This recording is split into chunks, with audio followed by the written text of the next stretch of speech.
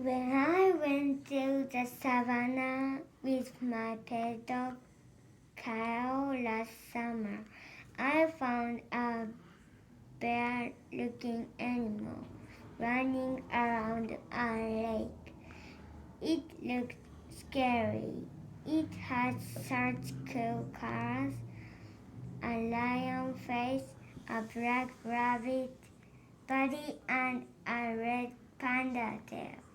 So I ran away at first but came back to take picture of it. And I called it Panbion because I was the first person who found the animal. I carefully watched it hunting.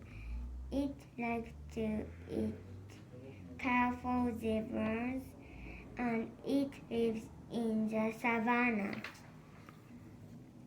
The Panbion lives about 14,714 years.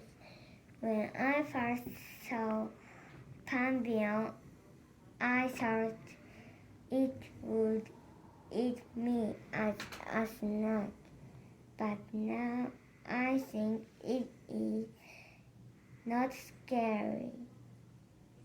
It's kind of silly.